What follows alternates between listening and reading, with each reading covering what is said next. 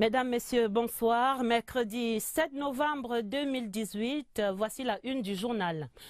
Deuxième jour du tout nouveau septennat, les engagements du président de la République dans son discours programme ouvrent de nouveaux chantiers au Cameroun. Revue des priorités dans ce journal. Deuxième jour d'un septennat annoncé comme accélérateur de la décentralisation. Pour le point du processus et les clés de l'accélération, Georges Elanga Obam, le ministre de la décentralisation et du développement local, est l'invité du 20h30. Le dernier jour pour Amadjouda Adjoudji, l'ancien ministre est décédé ce mercredi. Dans ce journal, l'évocation de l'héritage de ce haut commis de l'État. Voilà pour les titres. Les lampions se sont éteints sur la célébration de l'investiture et des 36 ans du magistère du président de la République hier 6 novembre. La réception officielle offerte par le couple présidentiel au Palais de l'Unité était le bouquet final d'une journée historique à plus d'un titre. Grand moment de cordialité et de communion entre le peuple et son chef. Des milliers de convives, comme au tout premier soir, y sont venus pour exprimer leur attachement au président de la République. Des clichés qui resteront vifs dans les mémoires. Yves-Marc Mezo. Une réception officielle pour clôturer en toute beauté les manifestations organisées dans le cadre de la prestation de serment du chef de l'État. Une soirée qui reflète les valeurs chères à la République. Le brassage, le partage et la convivialité. En cette fin de journée du 6 novembre 2018, les grilles du palais présidentiel s'ouvrent grandement pour accueillir des compatriotes d'horizons divers et quelques amis du Cameroun. Au décompte, près de 10 000 convives répartis aussi bien à la salle des banquets qu'à l'intérieur des tentes, élégamment dressés et disposés tout autour. À son arrivée et tout au long de son séjour au palais de l'Unité, chacun des convives aura droit à des égards dignes de sa qualité d'invité de Paul et Chantal Biya. Accueillis par le protocole d'État et marche royale, le long du tapis rouge, sous les flashs des chasseurs d'images qui tiennent à immortaliser pour eux ces moments uniques de grande ferveur patriotique. Pour la circonstance, le palais présidentiel d'Etoudi s'offre aux visiteurs sous son aspect le plus séduisant. Des jets d'eau s'élevant à perte de vue et des bouquets de fleurs à n'en plus finir. Côté animation, la compagnie musique de la garde présidentielle propose des sonorités auxquelles il est bien difficile de résister. En attendant l'arrivée du chef de l'État et de la première dame, on devise par petits groupes dans une atmosphère de détente et de grande décontraction. Et lorsque dans les environs de 19h30 sont annoncés Paul et Chantal Biya, la température monte d'un cran. Malgré son intense activité tout au long de la journée, le chef de l'État apparaît très détendu et ne va pas résister à la tentation d'aller au contact de ses compatriotes venus le féliciter pour sa brillante réélection. Parfaitement dans son élément, Madame Chantal Biya se laisse elle aussi entraîner dans de bains de foule improvisés. Officiels et anonymes, tous et chacun trouvent en Paul Biya l'élément fédérateur. Plus d'une demi-heure s'est déjà écoulée lorsque finalement le couple présidentiel consent à se retirer après avoir communié avec ces milliers de Camerounais d'horizons et de profils divers venus à sa rencontre. À présent, le dossier de la rédaction sur les grands chantiers du septennat annoncé hier 6 novembre dans le discours inaugural du président de la République.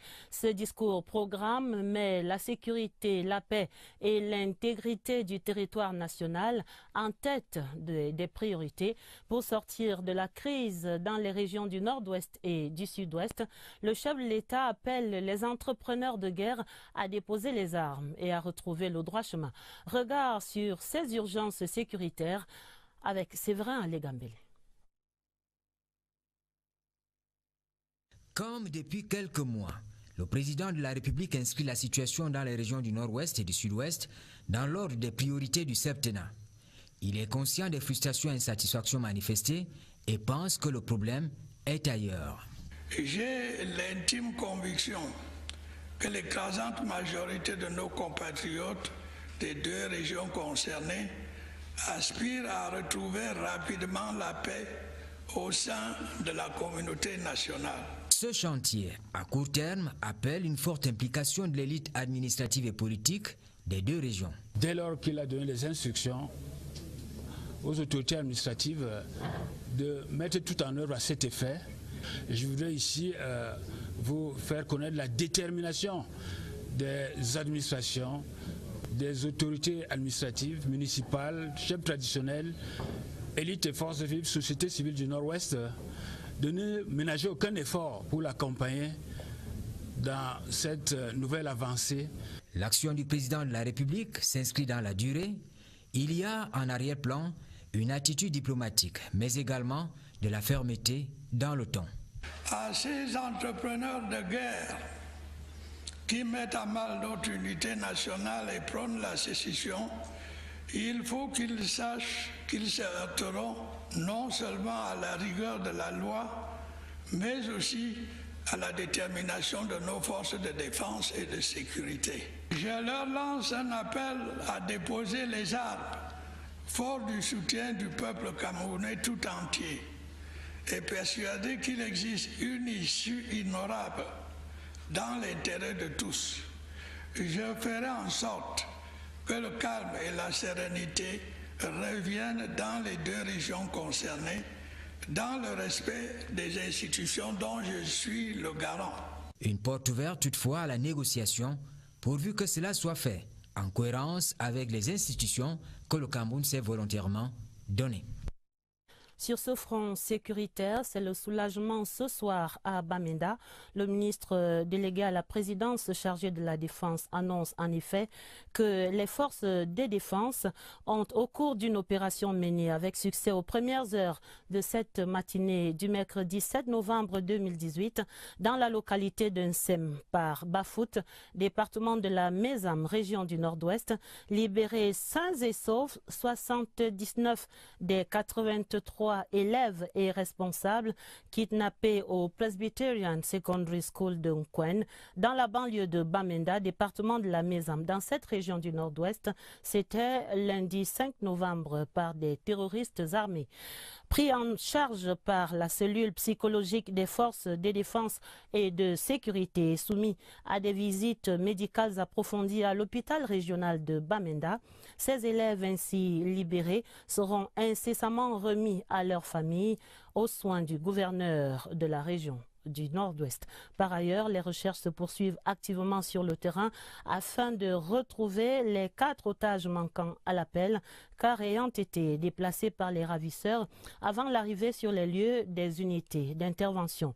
Le ministre délégué à la présidence chargé de la défense transmet les félicitations appuyées du chef de l'État, chef des forces armées, aux forces de défense et de sécurité, ainsi qu'aux autorités administratives ayant pris part à cette salvatrice opération et encourage les populations à collaborer davantage avec elle en vue de l'éradication des actions des hors-la-loi, non seulement dans les régions du Nord-Ouest et du Sud-Ouest, mais aussi partout ailleurs à travers le pays. C'est un communiqué signé par le ministre Betty Assomon. Joseph. Et sur ce même champ sécuritaire au Cameroun, voici le soutien très à propos d'un pays ami du Cameroun. L'Allemagne s'est dit prête à apporter sa contribution à la résolution de cette crise qui perdure dans les régions du Nord-Ouest et du Sud-Ouest.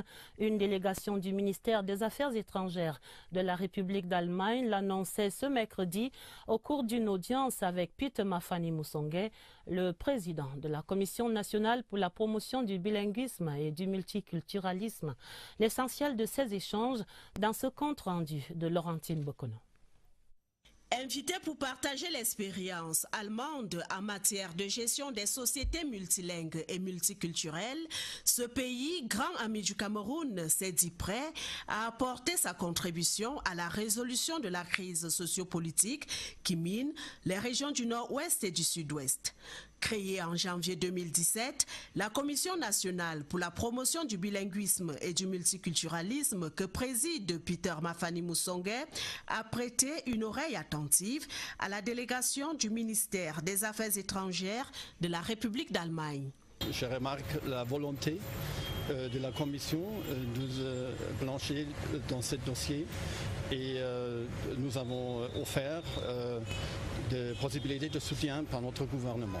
Au Cameroun, la construction d'une nation unie, inclusive et bilingue est un processus irréversible. Elle reste ouverte aux contributions de toute nature, lui permettant d'avancer. De ce fait, les membres de la Commission ont donc besoin de s'inspirer de l'expérience des pays confrontés aux réalités plus ou moins comparables. Après 2 heures d'échanges nourris sur le vivre ensemble et la crise dans les régions du Nord-Ouest et du Sud-Ouest, la délégation va donc quitter l'immeuble Émergence, convaincue que ces idées peuvent être utiles et applicables au Cameroun. Et s'il est un chantier dont la plupart des acteurs au Cameroun souhaitent voir l'aboutissement, c'est bien celui de la décentralisation en cours. Le président de la République annonce en effet l'accélération de ce processus comme réponse à certaines frustrations et aspirations des populations du Nord-Ouest et du Sud-Ouest. Mais il faut dire que le Cameroun est déjà bien engagé sur cette voie vers la décentralisation. Lucrèce Modunjemba. Enclenché depuis une vingtaine d'années, le processus de décentralisation n'avance pas à la vitesse souhaitée par le président de la République. Yaoundé concentre encore l'essentiel des compétences et des ressources avec les conséquences que l'on sait dans le fonctionnement des communes qui voient en la fonction publique locale un levier d'accélération de la décentralisation.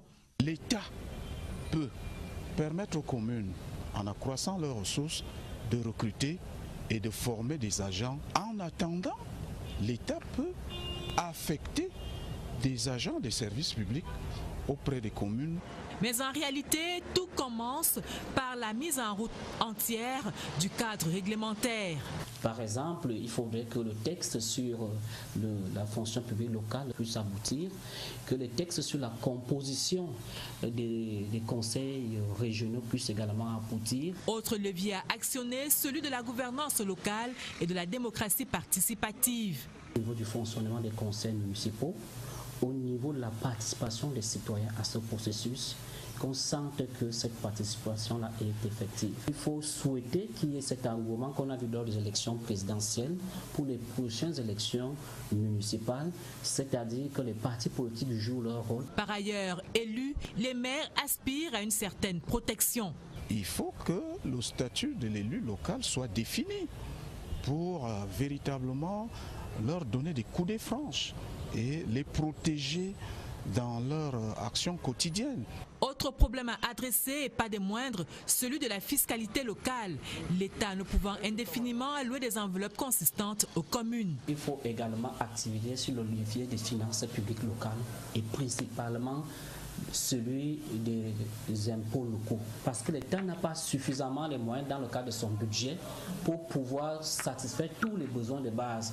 On décentralise donc en termes de fiscalité aussi. Il faut nécessairement que les principes budgétaires soient aussi respectés, comme celui de la sincérité des écritures budgétaires, comme celui du contrôle, comme celui de la reddition des comptes. Dans la même veine, les questions relatives au suivi et évaluation des actions déjà menées en faveur des communes et au déploiement efficient du tout nouveau ministère de la décentralisation et du développement local conditionnent également l'accélération de ce processus dont la réalisation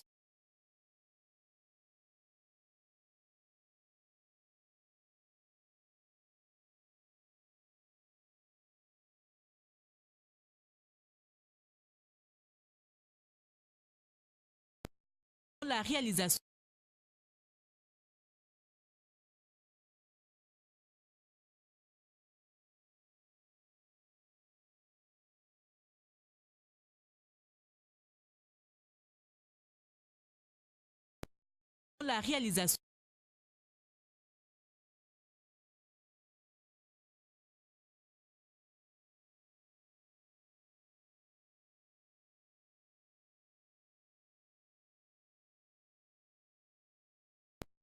la réalisation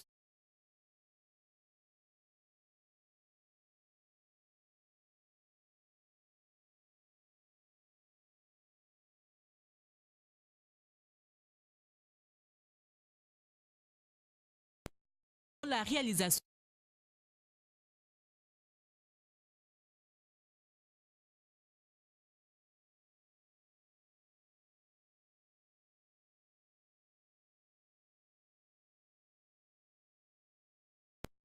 La réalisation.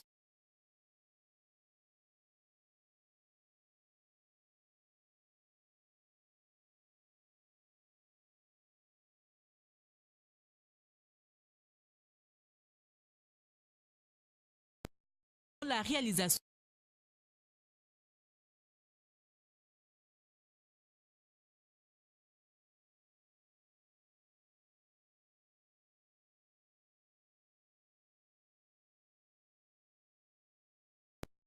La réalisation.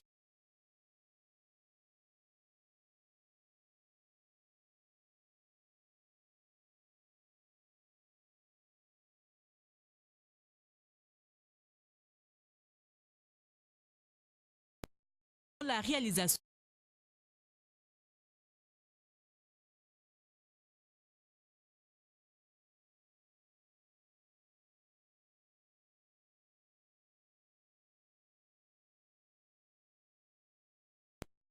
La réalisation.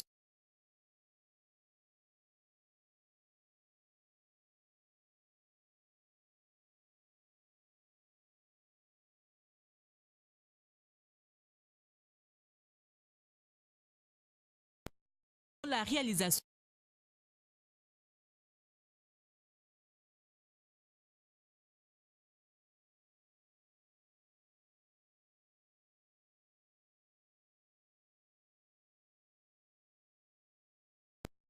La réalisation.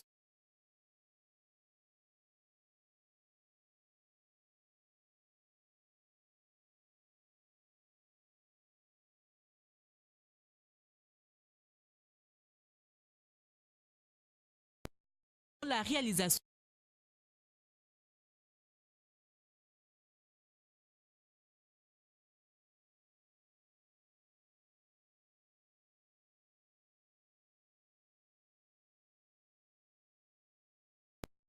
La réalisation.